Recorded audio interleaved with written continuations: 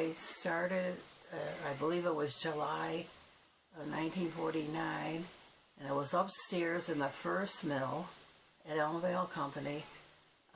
We went up the stairs. There was a time clock. Everybody had their own, what do they call it? You punch the clock, your card.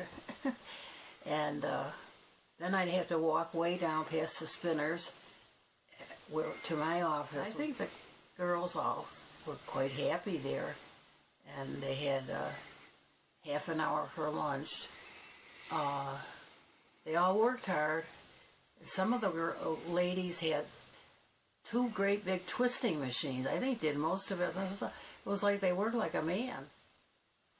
Well, what they were doing was spinning high quality wool, and it was in yarn and bobbins, and I think what they shipped out was probably the threads.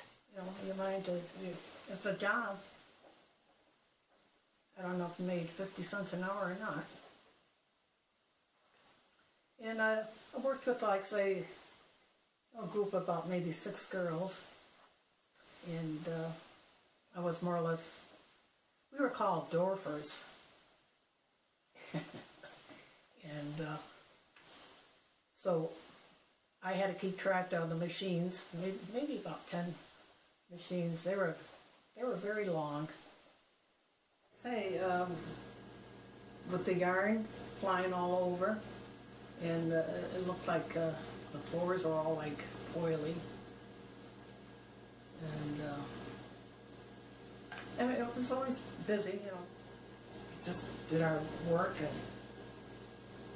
I enjoyed being with my friends. We'd get together, you know, and while we were waiting to do our work, we'd huddle together and talk. Of course, we had to look busy when the bosses were coming around. I had to. There was depression, and there were 5 of us in the family.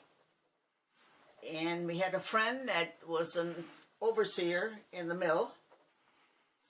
And so he got me a job. So I had to quit school.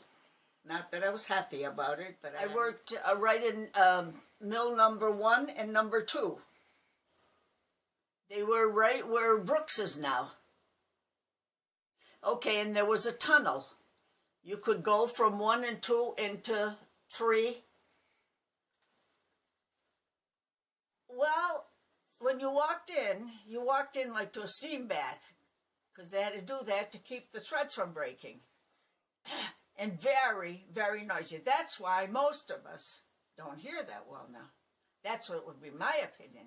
Because you worked in that racket for 8 hours. And that never stopped because the machines kept running.